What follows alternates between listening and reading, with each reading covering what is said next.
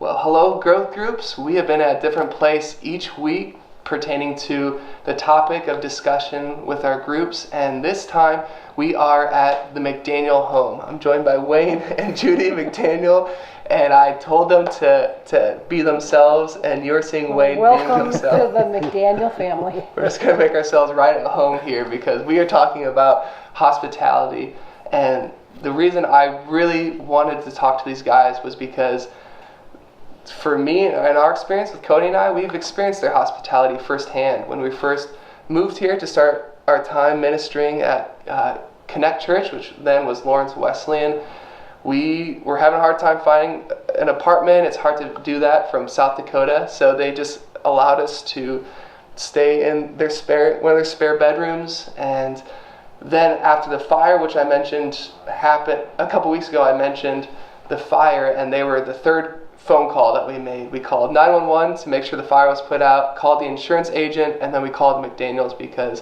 we knew that they wouldn't have a problem allowing us to, all three of us, to stay at their place. And so, first of all, I just want to say I appreciate the hospitality that I've experienced. And Ben, let me say, it's really been wonderful to get to know you and Cody and Freddie. It's improved our lives, and we've had a ton of fun having you around. Well, I appreciate that. We love being around. Yeah. And that's and something you'll probably talk about with your groups is, it can be viewed as, it's a burden. I have to give up my time, or I have to let other people come intrude on me. But there are blessings that can be experienced from just living in community with one another. I believe we were designed to do that. We weren't designed to just live on our own in isolation. And so there are blessings to be experienced with that. And so we've learned so much from people that have been in our house, and you grow so much from hearing their stories and how they came to know Christ, how they got married, how they had children, how, what happened with their jobs, all of those things you learn. We've learned, our kids benefited from stories of other people's lives. Yeah. Well, my first question for you is, at what point did you start thinking about your home, or we've used the language, your first place, as a tool for ministry rather than just a refuge to hide out from the world? So I think we've always felt that way. We've had the attitude that whatever we have, God has given it to us to share. And so we just have always thought of our house as, we've got it. If people can come over, if they need a place to stay, if they could join us for lunch, it's great. Yeah, and so can you share just a little bit of what, because you have that space in the basement where we've stayed several different times. That's the mother-in-law room. That's the mother-in-law room. But you stayed there. I stayed in the mother-in-law room. I didn't Mother-in-law realize. wasn't there. Yes. No, that's clarified. Yeah, we weren't sharing space. But also, on a regular basis, you host meals and have these gatherings with people. Do you want to expound any more on just kind of how you go about? But it's a big house, so it seems like it's more fun when there are people around instead of, now it's just the two of us and the dog, and the dog always needs more people to pet her.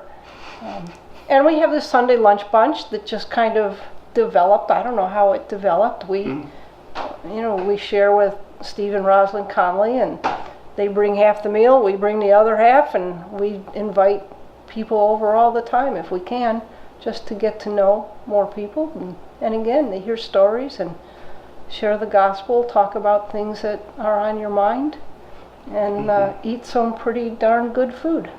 Rosalind's an awesome cook. I've experienced that, yeah. Yes. Yeah. That's great. I'm really good at eating. We don't often bring that much food along. We all are. Well, my next point I want to talk about has to do with this passage that we're studying in 1 Peter. It gives this command to offer hospitality without grumbling.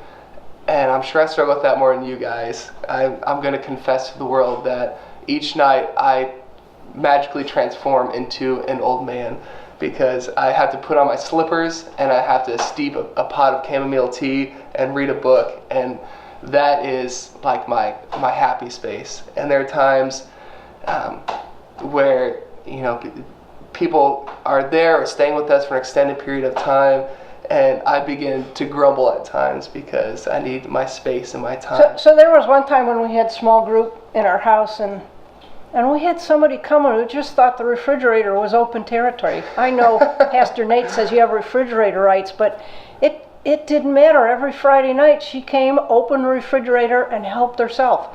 I grumbled quite a bit. that was a little bit too far to just expect that you could help. You know, I mean, we would feed anybody who comes, but that was. They made themselves at home. Yeah, a little too much at home. Right.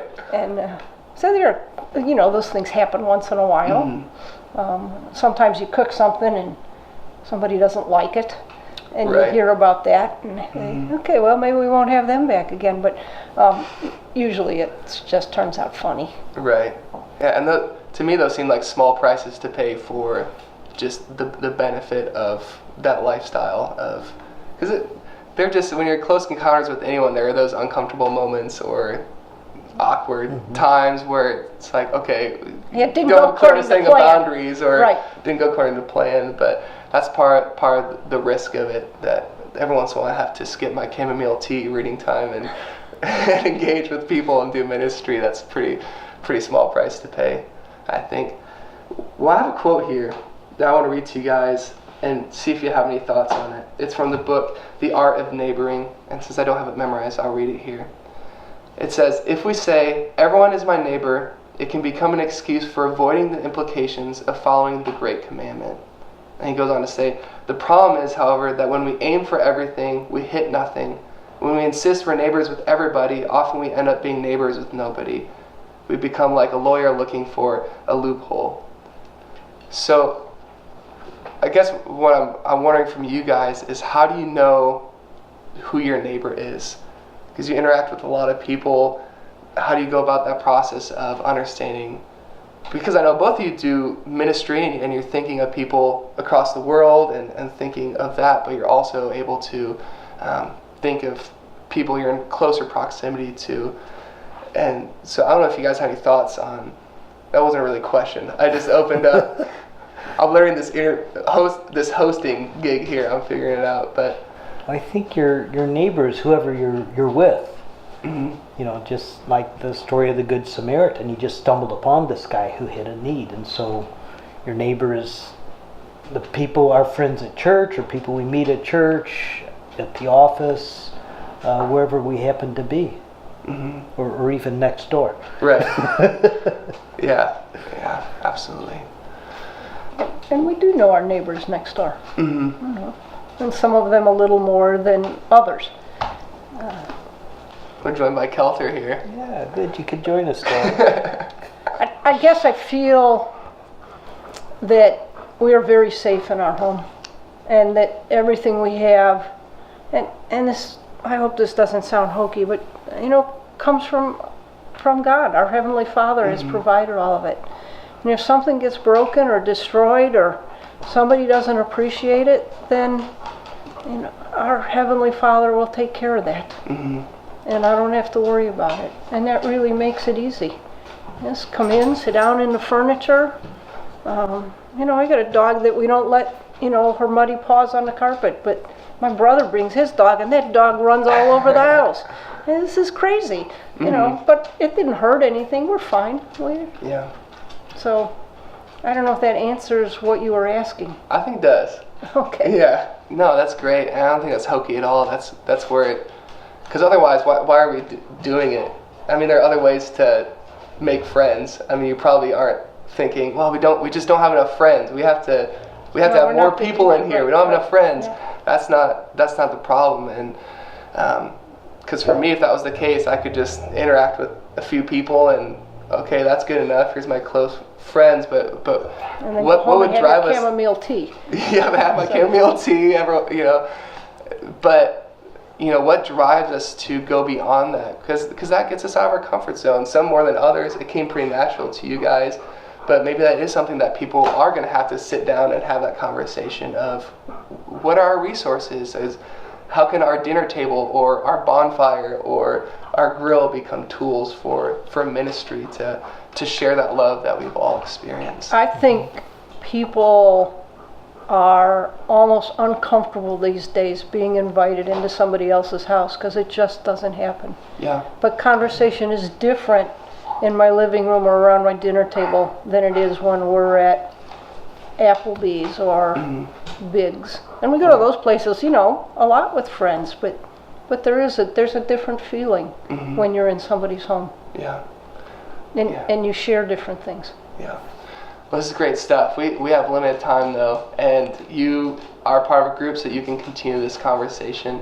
And we've been talking about that bless strategy, and I know I skipped the eat part a couple weeks ago, but we are going to talk about that part of it, eat. What does it look like for your dinner table, for your home to be not just a place where you enjoy with your small circle, but what does it mean to open it up and share the love of Christ with your neighbors? So at this time, begin discussing this with your groups. So here you go, Ben. Let's put that on. Try it out. Here we go. Be part of the family. Oh, you look good in those. Thank you. It's I appreciate that. It's the eyebrows. Yes, They eyebrows. really do it, yeah.